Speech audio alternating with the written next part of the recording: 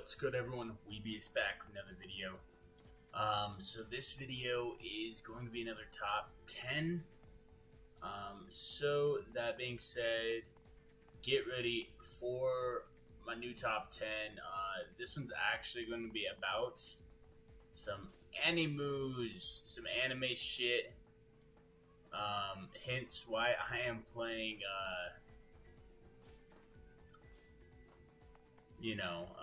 Jump Force. So this is my first anime top 10 series, top 10 video.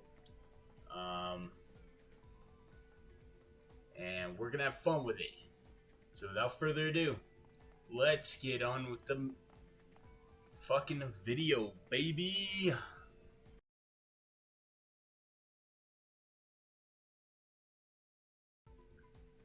So if you've read the title, this is a top 10 Isekai MCs. So sitting at number 10, I know she's not, she's kind of like the, like another MC. We've got Mia, baby. So Mia is from Monster Musume, which has almost no fighting whatsoever in it.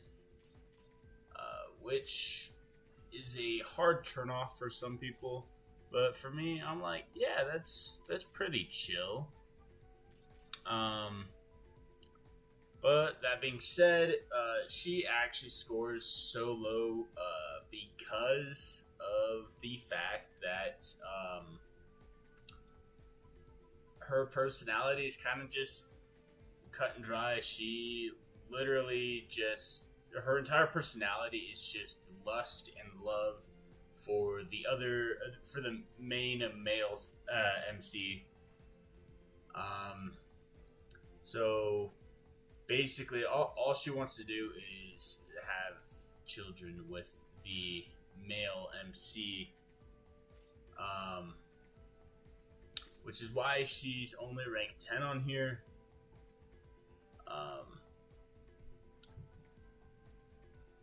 Yeah, without further ado, let's move on to the next one.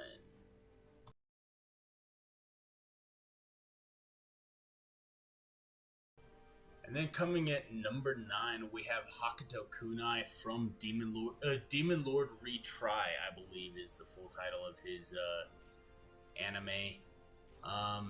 So Hakuto Kunai, I forget his original name as a human on Earth, but he created a game and kept it running for 15 years and then decided to shut it all down. After he does so, he is magically summoned to another world by mysterious means. And in this other world, he establishes himself as a demon lord, unintentionally, mind you.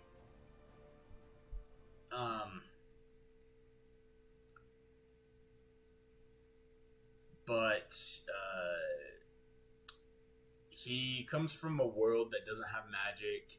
So in his game, he doesn't have magic. So he created an MMORPG without magic, which is a bold decision, first off. But instead, it was very much so like first-person shooter. So it was a first-person shooter MMORPG, essentially. And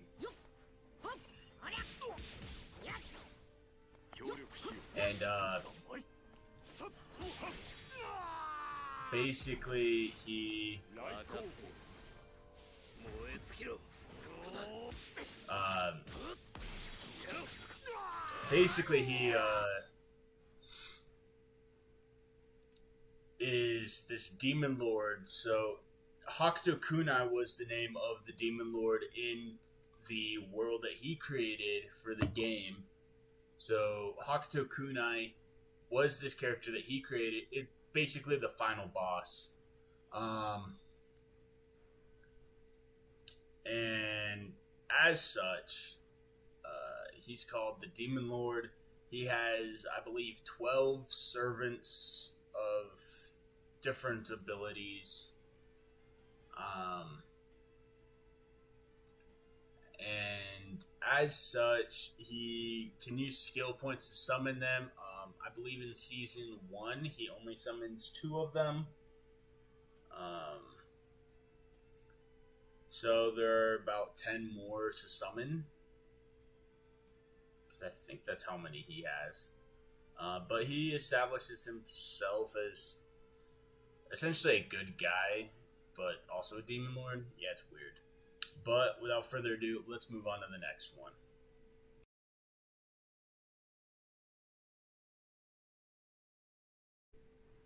For number 8, we have Diablo from How Not to Summon a Demon Lord.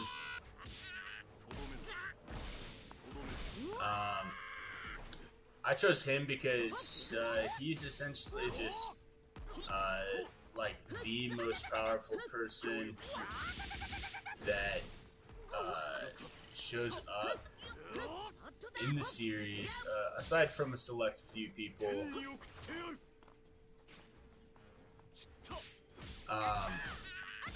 And he's got a great personality, like Hakuto Kunai. He actually tries establishing himself as a notorious demon lord.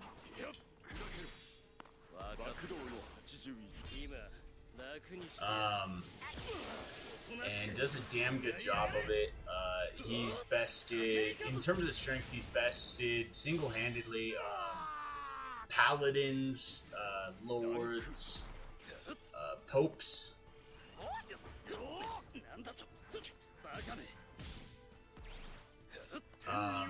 as well as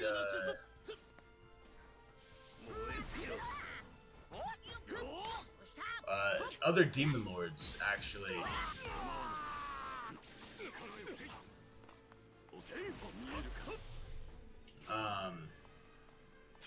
Such as Prepskull, which in the game he comes from, Cross Reverie, is supposed to be essentially the final boss.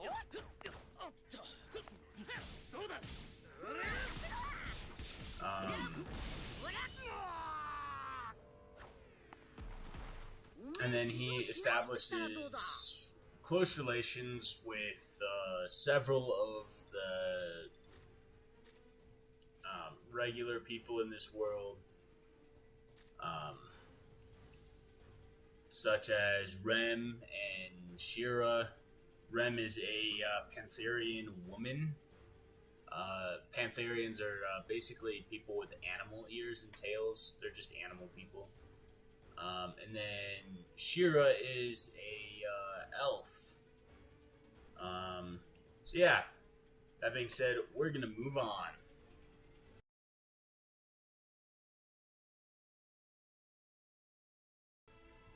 Sitting at number 7, we have Hajime Nagamo, or Nagamo Hajime, however you want to put it. Hajime is his family name, I believe. His first name is Nagamo, I think. I don't know. But he actually is number 7 only because I really like the next ones. They have a much better personality, but he is from Arifureta, from Commonplace to World's Strongest, I believe is the full title. So basically it's him who ends up being betrayed by one of his classmates after they're summoned to another world and are assigned to classes. He gets the class of I actually don't remember what he gets. But he has a useless skill that basically he can just manipulate like the ground and shit. And so he's not much suited for combat, but he definitely tries to. He tries establishing some sword skills. But after he's betrayed, he ends up eating monster meat.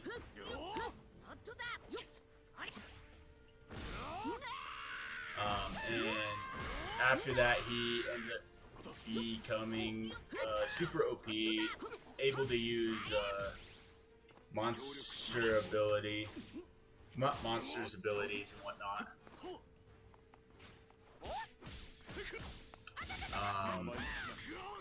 And he even gains a ability to make magic items.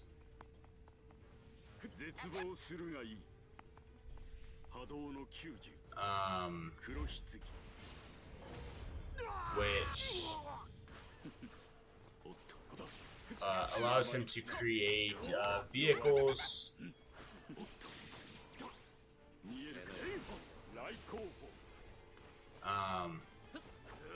as well as guns. So guns are not native to this world, but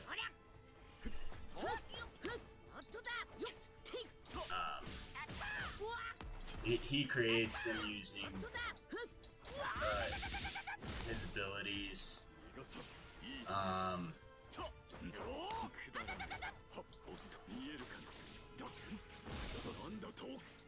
And even he makes all sorts of shit. So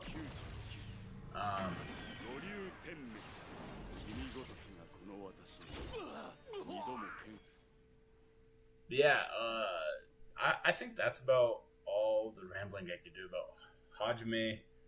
So let's move on.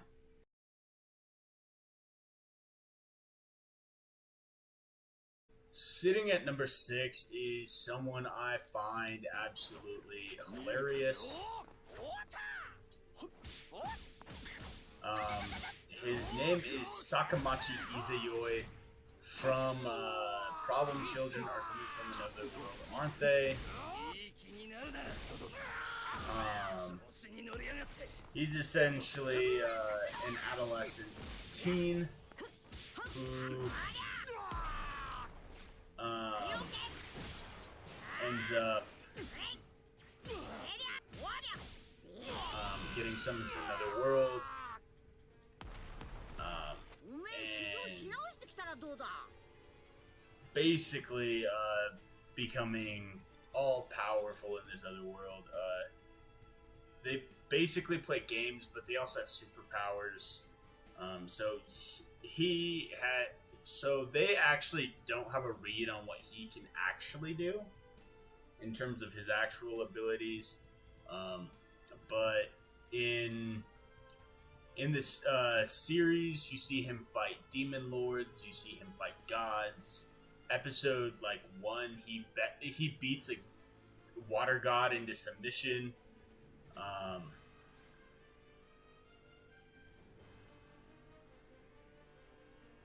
And then later on, he fights a captive demon lord who has a petrifying gaze. And then he also fights a powerful demon that gains a bunch of buffs from their first fight. Beats him into submission. He's fought all sorts of crazy shit. Yeah. I like his personality. It's very sadistic and he teases a lot. But that being said, we're gonna move on.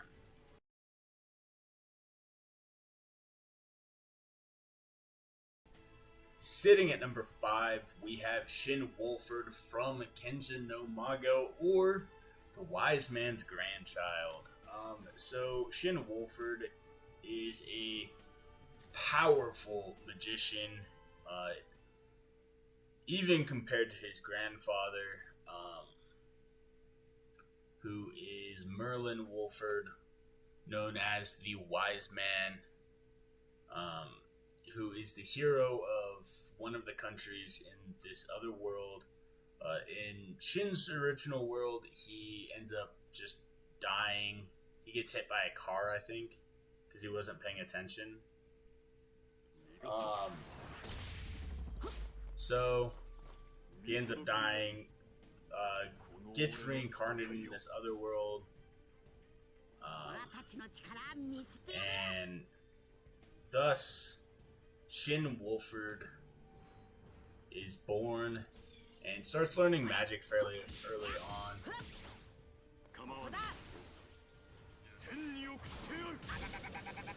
He also learns how to enchant magic gear, fight with the sword, fight hand to hand. Yeah, he learns it all basically.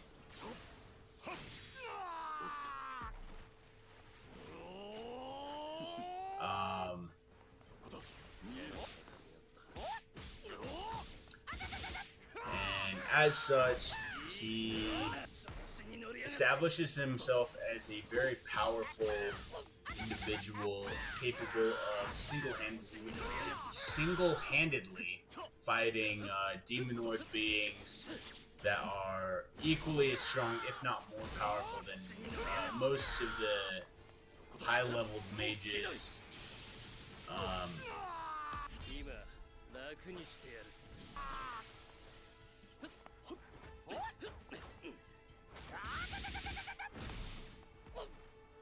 And yeah,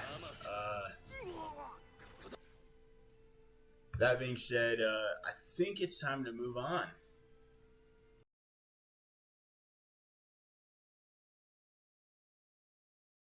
Sitting at number 4, we have Kumoko. Originally, she was technically unnamed.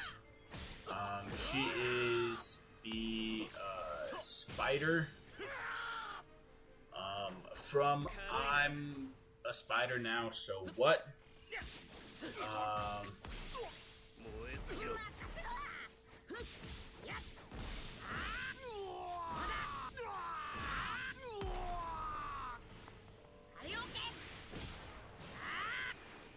And she gets an early start from her classmates.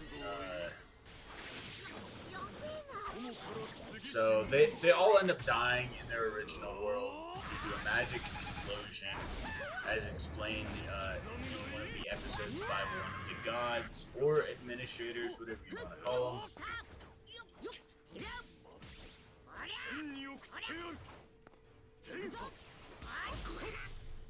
them.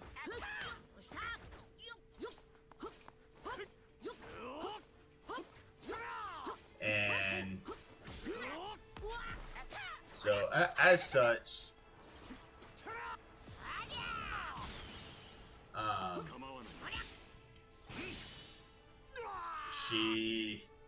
she is reincarnated as a spider-like monster.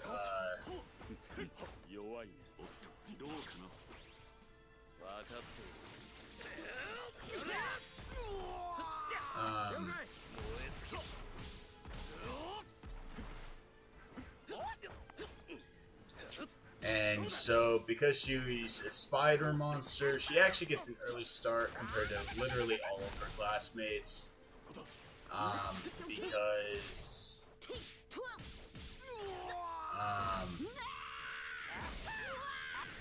she is conscious a lot sooner.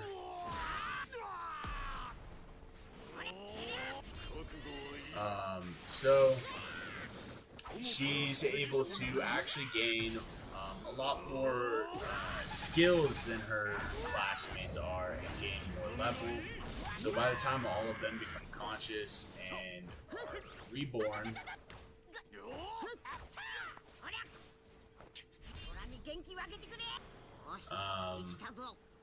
she is already stupid powerful. So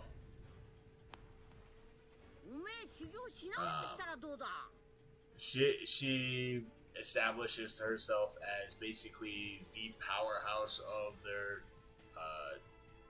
of the reincarnations. And she's immortal. She has a unique skill called immortality. So she just can't die. So on that note. Also, she has a great personality originally. After she gains a human form, she gains her original personality back, which is kind of shut-in-ish, but I kind of like that too. So on that note. Alright. Now, let's move on.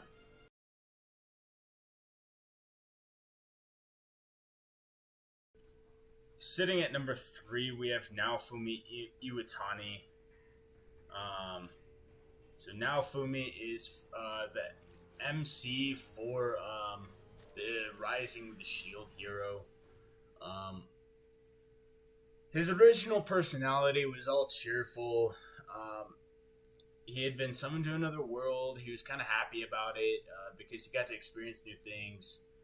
And then he was betrayed by his one and only party member who spread lies about him to get the king pissed off at him and whatnot. And after that, he becomes very distant and cold in comparison to what he was. Which leads him to buy a slave from a slave trader as his party member. And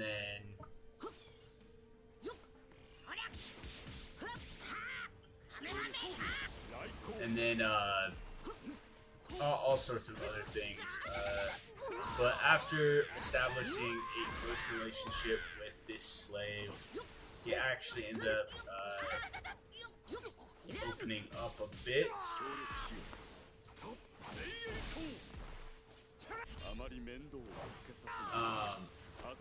And becoming a lot happier than he used to be.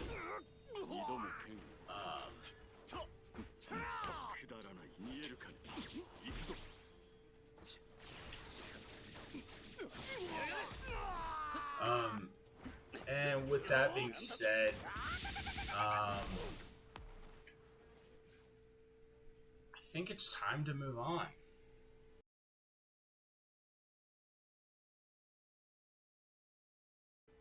For the number 2 spot, this was actually a really tough decision, but I ended up going with Rimaru Tempest from That Time I Got Reincarnated as a Slime.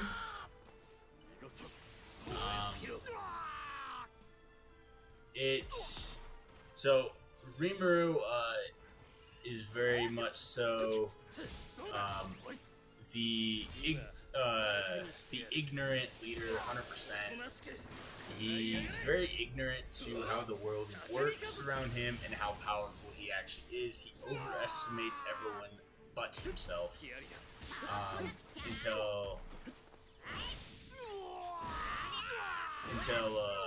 pretty much the very end.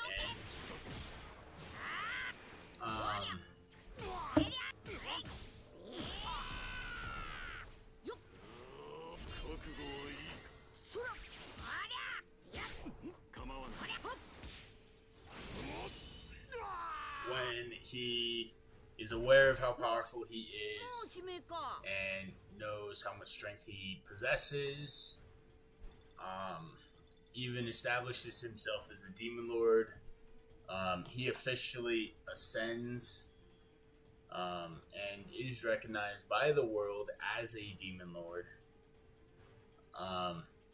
He's revived hundreds of people at once, utilizing his demon lord power. And to think he started off as just a lowly slime that everyone scoffed at just because he was a lowly slime. That being said, we're gonna move on.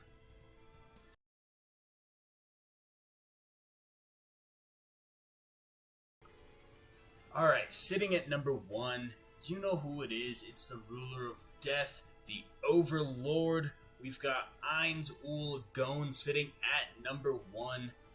So Ainz is number one for a few reasons. I firmly believe that he actually is more powerful than most of this list, if not all of this list. He may not technically have a way to kill very many of them, but in terms of raw strength and magical power, he surpasses most of them. Like, I know for Kumoko, he can't kill her because, well, she's immortal. Rimaru would be hard to kill as well. And now Fumi has some pretty impressive defense.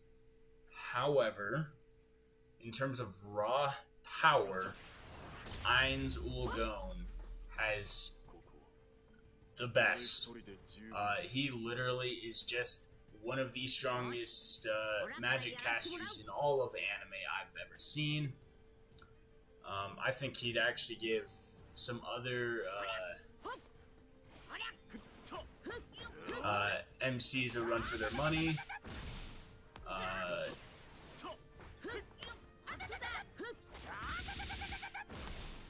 But that being said,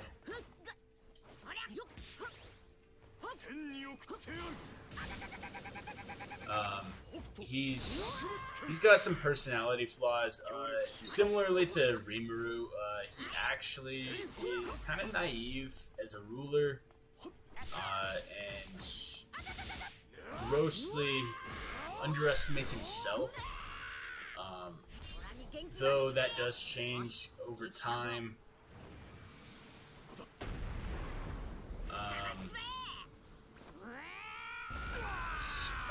He still does, but he mostly underestimates himself in the mental aspect. So he underestimates his thought processes and how intelligent he is compared to everyone else.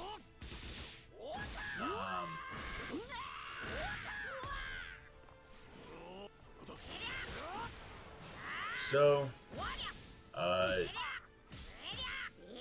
and honestly, that would have put him lower, but I like his personality a lot. Compared to some of the other MCs that are on this list.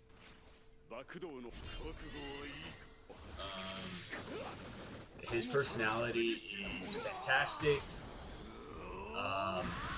And his power is the real deal.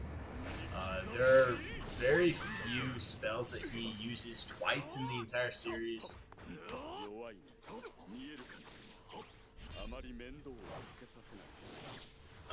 So he largely just uses new spells every time he engages in battle.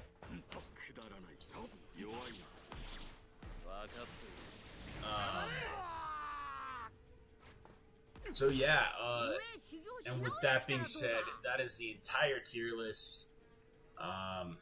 So please remember, if you like this content, like, comment, and subscribe. Also, if you have any suggestions of people you think should have made it onto this list, please comment down below. I'd love to hear your suggestions. And as always, these tier lists are always my own personal belief and not straight facts. So with this one, with all of them, they're just my opinion. That being said, go follow me on Twitch at twitch.tv/LordWeebius. I'd love to see you there.